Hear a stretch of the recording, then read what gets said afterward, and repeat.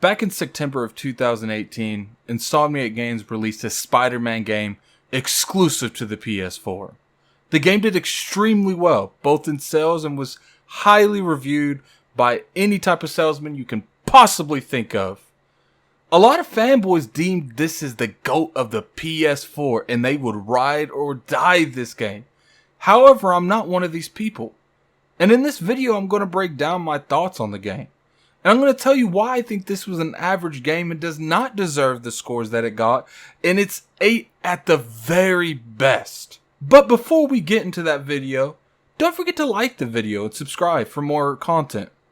Also share this video. I like my content to get to as many people as possible. And keep in mind these are my opinions and my opinions only.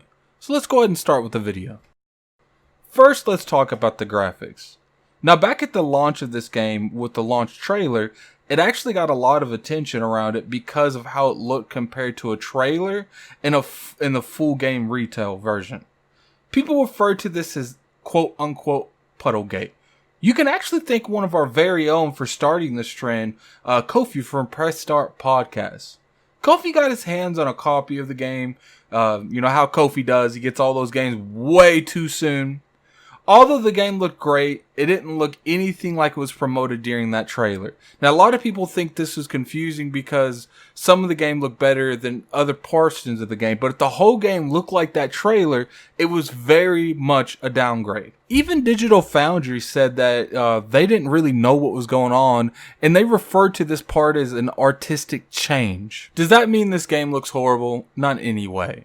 The game actually looks pretty decent. But if you put that one particular scene that's in that trailer and you extend it throughout the entire game, I think we would be having a different conversation. As far as the story, this game has an okay story. I don't particularly think it's anything special, but it's not the worst story in the world. The reason I think this has happened is because the game was heavily spoiled in the trailers. That game was promoted when the game came out, and for the most part, a lot of people knew who we were fighting, and some even knew who the last boss was because of the villains they gave us in the trailers. For the most part, nothing about this story was even really original. Just its predictable narrative that was okay enough to get Insomniac by for the most part. Some parts were extremely boring, and I felt myself putting myself on autopilot just waiting for that narrative to end. Sure, the game had its highlights. For instance, the investigation parts of the story. It was okay, gave you a little of a Batman feeling, nothing special.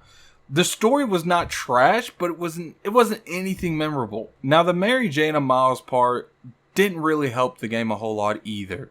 Now, there were this one Mary Jane mission where you worked with Spider-Man and you directed him to where all the villains were. Something more like that throughout the game when you do play as these other characters. And I felt like the game would have had better pacing and people wouldn't have mind not playing as Spider-Man every now and then. Now, I do think even if you did this, they definitely took you out of Spider-Man's perspective and out of Peter Parker's perspective too many times, even with these gameplay changes. Now, the gameplay for this game was kind of another disappointment thing for me. Sure, the first few hours, it was refreshing and fun. But I felt like the second half of the game, and when I say second half, I think a lot of you know what I'm referring to. It was just the same thing over and over again. You disable a certain enemy, sometimes you use the weapons against them, sometimes you jump over the shield, you attack them, and you move on to the next enemy. Towards the end of the game, they just tripled the amount of people. There was nothing really new in terms of anything related to gameplay. The puzzles at the lab was lame as hell too. In fact, they give you an option to skip them entirely. So if they give you that option to skip them, maybe Insomniac knew that these puzzles weren't really that fun in the first place, because why would you give your player the option to skip them anyway? My biggest issue with Spider-Man is definitely the bosses in this game. Why do you ask? Because none of them adapt to almost anything you do. They're all simplistic and easy to deal with. And most of them have psycho attacks and they never really change depending on anything you do whatsoever. Now, for the most part, until you move them, they just keep running at you over and over again. And when you finally hit them, then they're defeated. From Shocker's debris that he keeps making, and he throws them at you, to lame ass double teams that you do at the end of the game, where you start taking on the Sinister Six in pairs. The last boss legit was the same thing over and over again. And actually at the very end of the game where you're on the side of the building with him, there is legit only 2 buttons. Kingpin, surprisingly enough, the first boss of the entire game, was the most entertaining boss out of the bunch for me. And that says something. If you need some proof of this nonsense, watch my videos where I pretty much describe to you how these bosses are fought. Now, let me just give, I'm a huge boss person. I'm a huge Spider-Man fan. I remember watching the movies with Tobey Maguire back in the day. I remember the Andrew Garfield Spider-Mans and, the Avengers Spider-Man that we have today. So when we see these new characters, these iconic characters, like the Sinister Six, I expected a giant showdown with these people, and it was just disappointing. Is Spider-Man a bad game? I wouldn't even say it's even close to being a horrible game. It's an okay game. It's an average game, a mediocre game. Would I say it's the best game on PlayStation? Not even close. I feel like God of War and Bloodborne murdered this game on every form. Hell, I even liked Until Dawn more than this game, but that's just me. Now, I know regardless what I say, some of you will be in that comment section saying, I'm calling Spider-Man trash, or any narrative focus you can get your hands on or get people to listen to you on Twitter. And that's fine. I don't think this game is trash. I think it's just average. And for some reason, it's all this hype behind it, and people are going as far as saying it's the GOAT. Now, why do I think that, this is an average game that was solely highly put on a bigger pedestal than I truly believe it deserves on? There could be a couple different factors. It could be that it's a PlayStation exclusive, that, got it maybe that little bit of what's what I'm looking for, a curve in its review.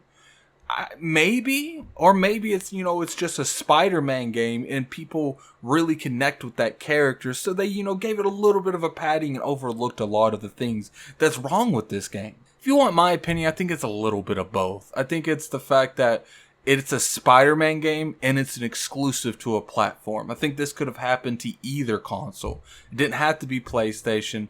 Doesn't have to be Xbox. I think if you put an exclusive superhero that is beloved by so many people on any platform, it's probably going to get a little bit of that nostalgia factor and a little bit of that fanboy factor and, pad its score just a little bit.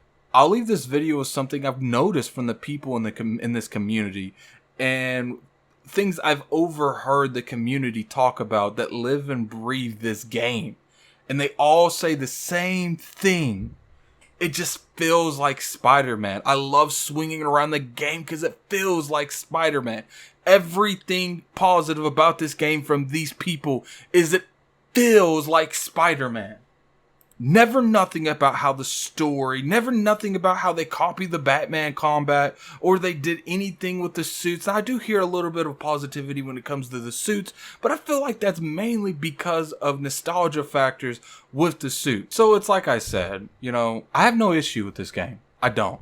But at the end of the day, when I talk to people, and it's like I said, some of them do say about the suits and the variety of suits, but the majority of the time I talk to people, they don't compliment the story, they don't compliment the gameplay, they don't compliment anything about this game. They always say, they give it so much prop about swinging around the damn city of Spider-Man, and that's my biggest issue. Keep in mind, these are my thoughts and my opinions only.